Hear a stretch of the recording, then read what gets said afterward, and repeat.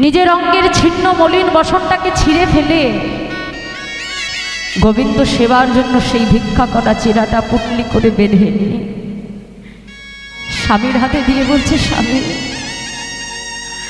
আজ কৃষ্ণ সেবার জন্য আমি এটুকুই জোগাড় করেছি, স্বামী যাও, এই উপহার নিয়ে তুমি তোমার কানাইয়ের সঙ্গে দেখা করে এসো। স্বামী সুদামা চিরার পুটলিটা হাতে নিয়ে যখন গভীর বনের মধ্যে দিয়ে যাচ্ছে আর মনে মনে চিন্তা করছে, হ্যাঁ রে কানাই, এ জগতে যোগী জানে যোগী পাই না, ঋষি জানে ধ্যানে পাই না, সে যোগা হাতে তো ধ্যানা দিচ্ছ আমার প্রাণ কানাই, যে বদনে সেবা দিতে গেলে মা যশোমতীর হাত ধরহরি কম্প যায়, যে বদনে সেবা দিতে গেলে আমার রাধারানীর হাত ধরহরি কম্প যায়, তোর সেই মলিন বদনে এই শুকনো চিরা আমি কেমন করে তুলে দিই বল কানাই, আমার এই ভিক্ষা করা চিরা হাস তুই কি গ্রহণ করবি কানাই, তুই যে দ্বারকার রাজা। এই কথা চিন্তা করতে করতে সুদামা যখন বনের পথ ধরে যাচ্ছে বাবা, ওই নয়ন জলে সুদামা চিরার পুটলিটা ভিজে গেল। এখন ওই ছিন্ন নোংরা মলিন বসনে এসে যেই না দ্বারকার সম্মুখে দাঁড়ালো, দাঁড়িরা ডেকে বলছে, এই ভিখারি, তুমি কাহা সে আই হো, দূর হয়ে যাও, কোথা থেকে এসেছো তুমি, চলে যাও বলছে। সুদামা ছুটে গিয়ে দাঁড়িদের চরণটা জড়িয়ে ধরেছে, দাঁড়ি আমি কোনো ভিখারি নই, দাঁড়ি আমি কোনো ভিখারি নই, অর্থের কাঙাল আমি নই, আমি অর্থের কাঙাল নই দাঁড়ি, আমি ভিখারি তো বটে, কিসের জানো, কৃষ্ণ প্রেমের ভিখারি দাঁড়ি। আমি তোমাদেরকে বলছি দাঁড়ি, ওই যে তোমাদের যে মহারাজ কৃষ্ণচন্দ্র, ওই কৃষ্ণচন্দ্র যে আমার বাল্যবেলার বন্ধু গো, একবার শুধু তাকে যে বলো তার বাল্যবেলার বন্ধু সুদামা এসেছে। কি বললে তুমি? তোমার মতো একজন ভিখারি সে কিনা আমাদের মহারাজের বন্ধু? হ্যাঁ, আরে বাবা, আমাদের মহারাজের যখন বন্ধু আসে শয় শয় ঘোড়া, পালকি, সৈন্য, কত অর্থ, কত সম্পদ নিয়ে তারা আসে, তুমি কিনা আমাদের মহারাজের বন্ধু, তুমি কি আমাদের সঙ্গে তামাশা করছো? দাদি, তোমার যদি বিশ্বাস না হয় একবার যে তোমার মহারাজকে ডেকে বলো, বলো তার বাল্যবেলার বন্ধু সুদামা এসেছে। আমি কথা দিলাম তোমার মহারাজ যদি আমাকে চিনতে না পারে, আমি এই দ্বার হতে ফিরে চলে যাব। শুধু একবার যে বলো তার বাল্যবেলার বন্ধু সুদামা এসেছে। সুদামাকে দরজার বাইরে অপেক্ষা করিয়ে প্রহরীরা ছুটতে ছুটতে আসছে,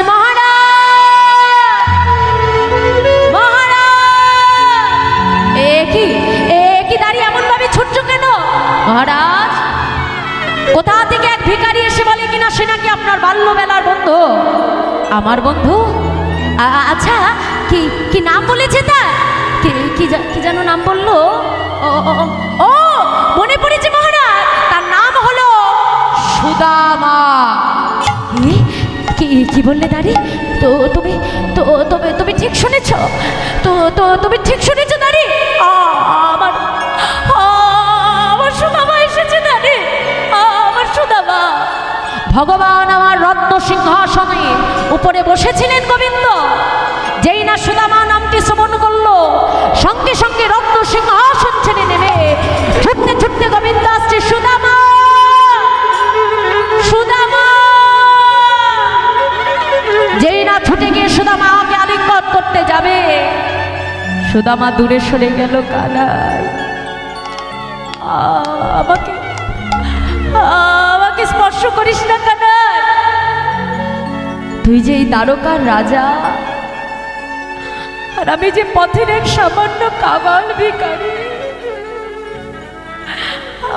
আমাকে তুই স্পর্শ করিস না। তোর অঙ্গে নাচবে, আমার অঙ্গে ছিন্ন মলিন বস্ত্র, আমাকে তুই স্পর্শ করিস না রে কাদায়। গোবিন্দ ছুটে গিয়ে সুদামাকে বক্ষ মাঝে জড়াই ধরেছে। মুচি হয়ে সচি হয় যদি কৃষ্ণ ভজে, আর সূচি হয়ে মুচি হয় যদি কৃষ্ণ তারে তেজে। রত্ন সিংহাসনের উপরে সুদামাকে বসিয়ে ভগবান নিজ নয়ন জলে ভক্ত চরণ ধৌত করে দিলেন। মধ্যাহ্নে সেবা দিয়ে সুদামা পালঙ্কে শয়ন করে আছে। এমন সময় ভগবান কি করলো জানো মা? ধীরে ধীরে সুদামার কক্ষে প্রবেশ করে নিজে হাতে সুদামার চরণ সেবা করছে। আর সেবা করতে করতে না ভগবানের নয়ন থেকে এক বিন্দু জল সুদামার চরণে পড়েছে। যেই পড়েছে সুদামার ঘুম ভেঙে গেছে। উঠে দেখলো কানাই তার চরণ সেবা করছে। কানা, এ তুই কি করছিস? আমি না তোর বন্ধু, আর তুই আমার চরণ সেবা করছিস? সুদামা, তুমি তো আমার যেমন তেমন বন্ধু নও, তুমি হলে বেদবিদ্যার পণ্ডিত সুদামা। মনে নেই গুরুদেব আমাদের কি বলেছিল? স্বদেশে পূজ্যতে রাজা, বিদ্যান সর্বত্র পূজ্যতে। যে বেদ বিদ্যাকে তুমি আশ্রয় করেছো, সদা সর্বদা বদনে সত্য কথা বলো সুদামা। একজন সত্যনিষ্ঠান ব্রাহ্মণ তুমি, আর আমি তোমার সখা কানাই হয়ে এই সিংহাসনে বসবার জন্য প্রতি মুহূর্তে আমাকে মিথ্যাকে আশ্রয় করতে হয় এই রাজ্যকে শাসন করবার জন্য। তাহলে আমার থেকেও তুমি শ্রেষ্ঠ সুদামা, তাই আমি নিজে তোমার চরণ সেবা করছি। আচ্ছা সেসব কথা থাক। এই যে হ্যাঁ রে সুদামা, এতদিন পরে যে আমার কাছে এলি, আমার জন্য কি উপহার এনেছিস? দে আমার উপহার। ওই যে শুকনো চিরাটা এনেছিল না মা, চিরাটা বাহির করতে পারে। কেন জানো বাবা? সুদামা আজকে ওই গোবিন্দের রাজ ঐশ্বর্য প্রাচুর্য দেখে, ওই রাজভোগ রাজ খাবার দেখে মনে মনে চিন্তা করলো, কাকা এই শুকনো চিড়ে আমি কেমন করে তোর বদলে তুলে দেব কানাই? জীবনে কখনো কোনোদিনও আমি মিথ্যা কথা বলি নাই, কিন্তু আজ আমাকে মিথ্যা আশ্রয় করতে হবে কানাই। ডেকে বলছে, এই যে ও কানাই, আমি তো তোমার জন্য কোনো উপহার আনিনি কানাই। চিরার পুটলিটাকে কি করেছে? লুকিয়ে রেখে দিয়েছে। ভগবানও মনে মনে চিন্তা করছে, বেশ আমিও দেখি কতক্ষণ লুকিয়ে রাখতে পারো। হ্যাঁ, ভগবান তো চতুরের শিরোমণি মা, খুব চালাক। কি করলো জানো মা? ডেকে বলছে, বেশ এই যে সুদামা, আমার জন্য না হয় তুমি উপহার আনতে ভুলে গেছে, তা এতদিন পরে যে আমাদের দুই বন্ধুর সঙ্গে দেখা হলো, তা আসো তো আমরা দুই বন্ধুকে ধরে একটু ভালো করে আলিঙ্গন করি। কি গো মায়েরা, এখন আলিঙ্গন করতে গেলে কি করবে? এক হাতে আলিঙ্গন হয় কি? চিরের পুটলি রেখে দিয়েছে লুকিয়ে, মানে এক হাতে আলিঙ্গন করা যাবে না। এখন সুদামা ওই গোবিন্দের চতুরালিটা বুঝতে পারিনি, সহজ সরল ব্রাহ্মণ, আর যেই বলে আলিঙ্গন করতে, সঙ্গে সঙ্গে দু হাত প্রসারিত করে গোবিন্দকে আলিঙ্গন করতে গেছে। আর যেই না বাহু প্রসার করেছে, চিরার পুটলিটা একেবারে গড়িয়ে কর্মীনাগর ভগবানের সম্মুখ ছুটে গিয়ে গোবিন্দ আমার চিরার পুটলিটা তুলে নিল, নিয়ে বলছে, কিরে সুদামা, এই যে বললি উপহার আনিস নাই, কানাই ওটা তুই খুলিস না কানাই, ওটা আমি তোর জন্য আনিনি। আমি বলছি তো আমি তোর জন্য কোনো উপহার আনিনি। ভগবান কোনো কথা না শুনে তাড়াতাড়ি যেই না পুটলিটা খুলে দিল, দেখলো তার মধ্যে চিরা। ওমা দেখো, আর যে চিড়ে দিতে ভক্ত লজ্জা পাচ্ছিল মা। ভগবান ভক্তকে কত ভালোবাসে, ভগবান কখনো চায় না আমার ভক্ত ছোট হয়ে যায়।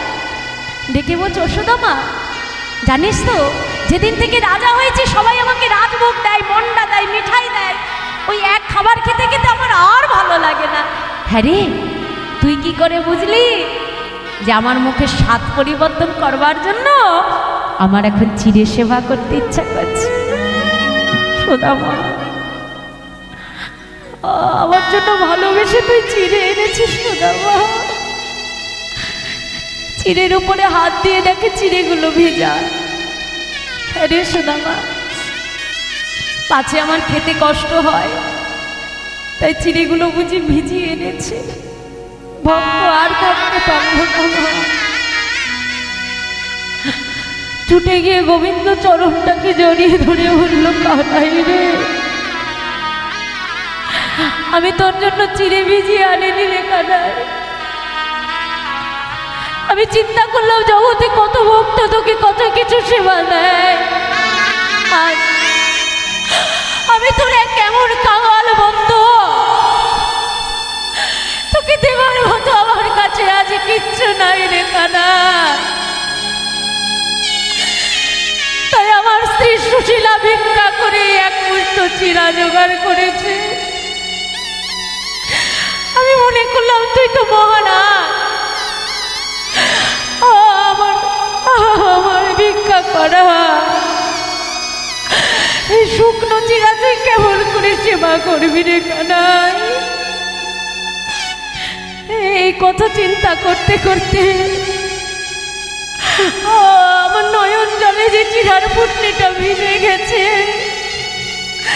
গোবিন্দ বিড়ম্বনা করে ছুটে গিয়ে সুদামাকে বক্ষমাগে জড়ায় ধরল, চিৎকার করে ডেকে বলল, সুদামা, আজ ভগবান হয়ে তোমার সম্মুখে দাঁড়িয়ে আমি কথা দিলাম, আগত কলিযুগে ঠিক তোমার মতো করে আমার কোনো কাঙাল ভক্ত যদি এমন করে ভক্তের দ্বারে ভিক্ষা করে কোনো স্বর্ণ থালায় নয় সুদামা, ওই মাটির পাত্রে করে যদি নয়নে জলে ভক্ত আছে কোনো ভক্ত আমাকে সেবা দেয়, আমি ভগবান হয়ে কলিযুগে ভক্তের ভিক্ষা করা সেই চিরা গ্রহণ করব। নিতাই গৌর। সেই দিন থেকে আজ পর্যন্ত ভগবানকে সেবা দিতে গেলে মা অবশ্যই সেটা যেন ভিক্ষা করে আনা হয়, মাটির মালসাই করে। আজ মহাপ্রভুকে সেই চিরা আমরা আজও নিবেদন করে যাচ্ছি। ভগবানকে সেবা দিতে হবে, জাগতিক জগতের বিষয়বস্তু দ্বারা নয়। বাজারে যে আমি দামি আম কিনলাম, দামি ফল কিনলাম, কিন্তু অন্তরে ভক্তি নাই মা, ওটা ভগবান গ্রহণ করবে। ভগবান দুর্যোধনের রাজভোগ পরিত্যাগ করে ফেলে রেখে বিদুরের স্ত্রী পরাশরীর হাতে কলার শ্বাস না সেবা করে তার ভক্তি মাখা কলার খোসাটাই গোবিন্দ গ্রহণ করে নিয়েছে। পরাশরী ভক্ত অনুরাগে অনুরাগী হয়ে গোবিন্দর প্রেমে বিভোর হয়ে ভালোবেসে কলার শ্বাসটা ফেলে দিয়ে কলার খোসাটা যখন গোবিন্দ বদনে তুলে দেয়, ভগবান ভক্তির ভক্তি মেশানো সেই কলার খোসাটাই গ্রহণ করে নিল। ভগবান কখনো জগতে তোমার ঐশ্বর্য দেখবে না, কি দিয়ে সেবা দাও তাও ভগবান দেখবে না মা,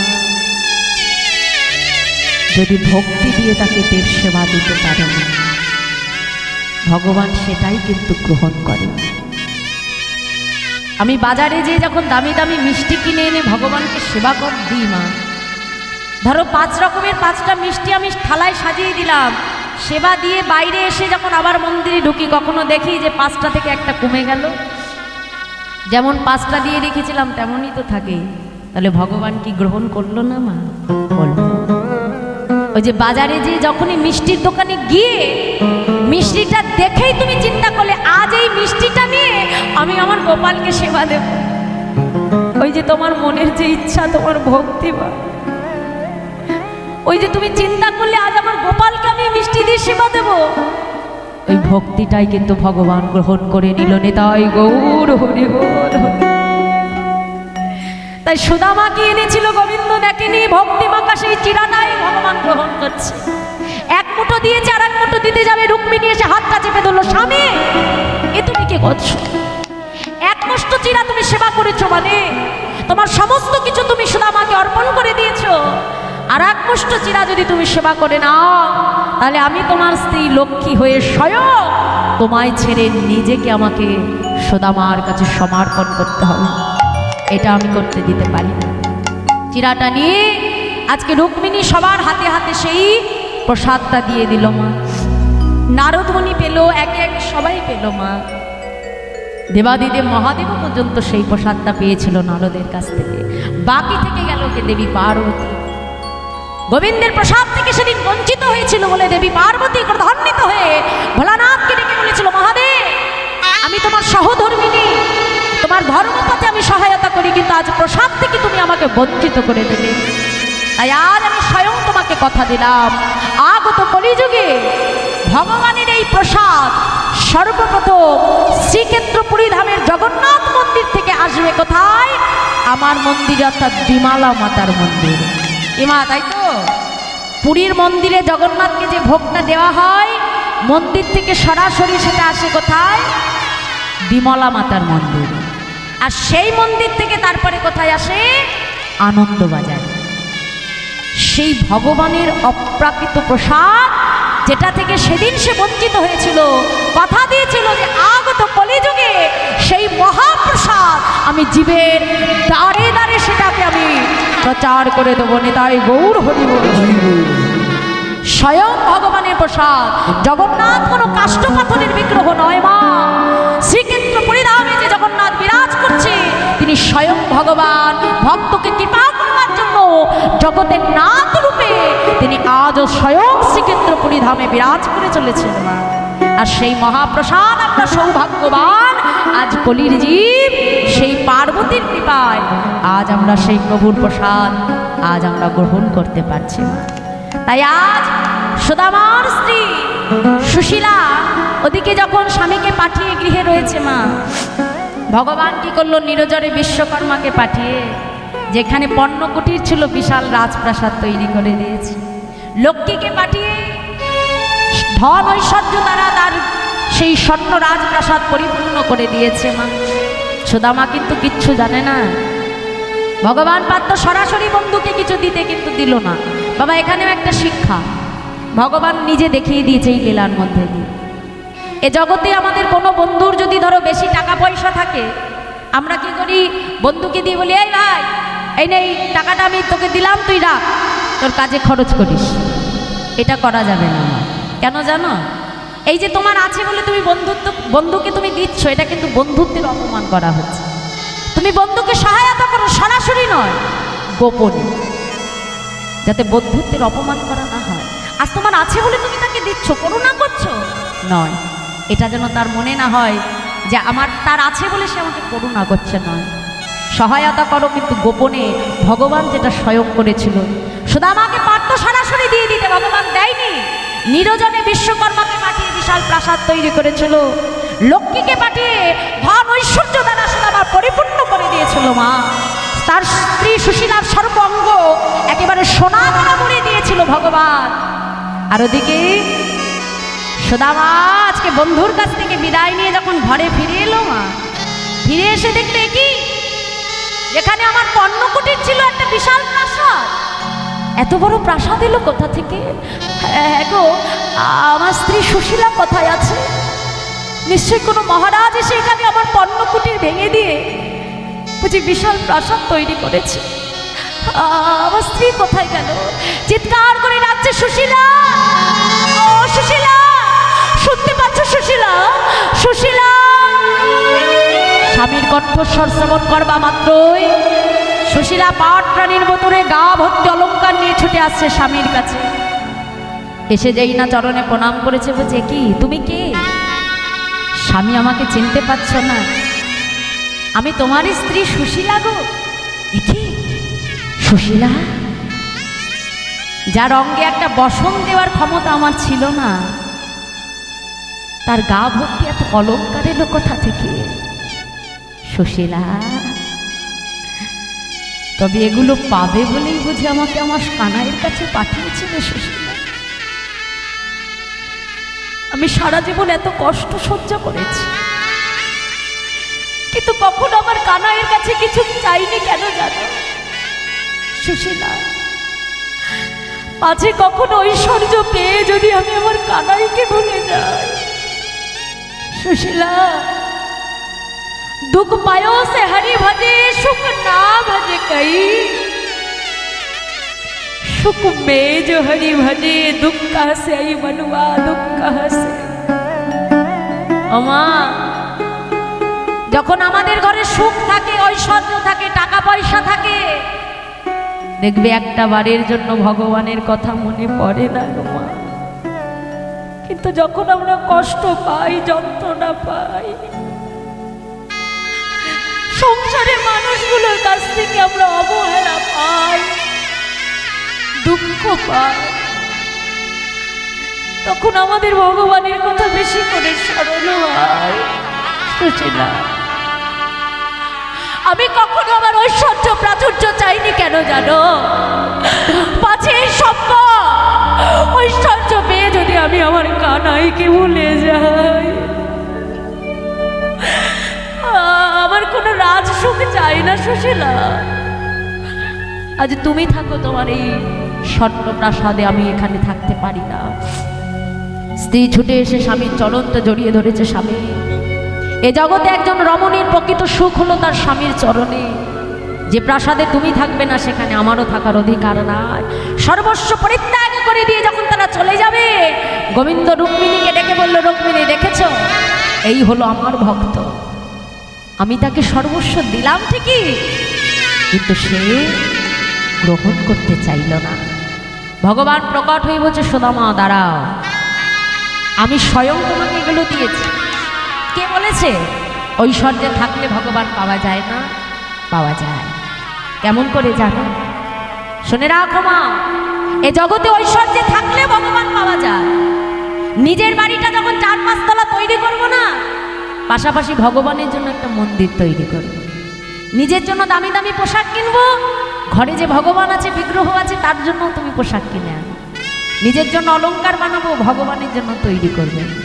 জানো তো এ জগতে যে বস্তু দেখবে ভগবানকে নিবেদন করে তুমি গ্রহণ করবে না, দেখবে তার মধ্যে কিন্তু কখনো অহংকার আসে না। ভগবান এ জগতে এমন অনেক ধনী আছে মা, দেখবে তার এত টাকা পয়সা, এত বাড়ি গাড়ি সবকিছু, কিন্তু একবার তার বদনে শুনে দেখবে সে বদনে একটা কথাই বলে, এগুলো কিছু আমার নয়, সব আমার গোবিন্দের।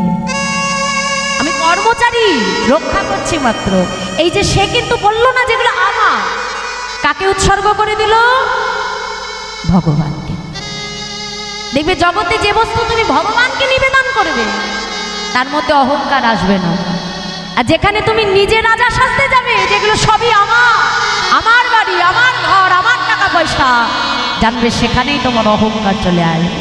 আর অহংকার যদি একবার জীবের মধ্যে চলে আসে জানবে তার পতন অবশ্যম্ভাবী। সুদামাকে ডেকে বললো, সুদামা আজ থেকে তুমি এই বৃন্দাবনে এই নাগরীর রাজা, তুমি এখানে বসে তোমার রাজ্যকে তুমি পরিচালনা করবে, আর এখানে থেকেই তুমি তোমার কৃষ্ণকে পাবে। আজ আমি কথা দিয়ে গেলাম। সেই ঐশ্বর্যে থেকেই কিন্তু সুদামা গোবিন্দ চরণ প্রাপ্তি করেছিল মা। তাই এই দাপর যুগে তিনি হয়েছিলেন গোবিন্দের পরম বন্ধু সুদামা। আর সেই দাপর যুগ থেকে কলিযুগে যখন তিনি এলেন তার নাম হলো সুন্দরানন্দ পণ্ডিত। বাংলাদেশের যশোর জেলার মহেশপুর গ্রামে তিনি আবির্ভূত হয়েছিলেন। ভগবান সত্যযুগে বিষ্ণু, ত্রেতা যুগে রাম, দাপর যুগে হলেন তিনি কৃষ্ণ, আর কলিযুগে তিনি হলেন চৈতন্য মহাপ্রভু। আর সেই তার পরম বন্ধু সুদামা সত্যযুগে যিনি ছিলেন প্রদ্যুম্ন, ত্রেতা যুগে তিনি হলেন ভরত, দাপর যুগে তিনি হলেন গোবিন্দের পরম বন্ধু সুদামা, আর এই কলিযুগে তিনি হলেন আমার চৈতন্য মহাপ্রভুর পরম বন্ধু, যার নাম সুন্দরানন্দ পণ্ডিত। নিতাই গৌর হরিবোল হরিবোল। তাই এই 4 যুগে কৃষ্ণ সুদামার লীলা, কৃষ্ণ সুদামার বন্ধুত্ব এমনভাবেই মা বজায় ছিল। তাই আসো 4 যুগের লীলার কথাই আমরা আস্বাদন করলাম। তাই আজ এখানেই আমরা ভক্ত ভগবানকে মিলনে রেখে আজকের মতো আমরা বিশ্রাম করব। জয় রাধে। সবাই মিলে বাহু তুলে বলবো। ভক্তের বাসনা প্রভু পূরণ করিল, ভক্তের বাসনা প্রভু পূরণ করিল। প্রেমানন্দে বদন হরি হরি হরি বল, প্রেমানন্দে বদন হরি হরি হরি বল, বদন হরি হরি হরি বল। জয় সচিদানন্দ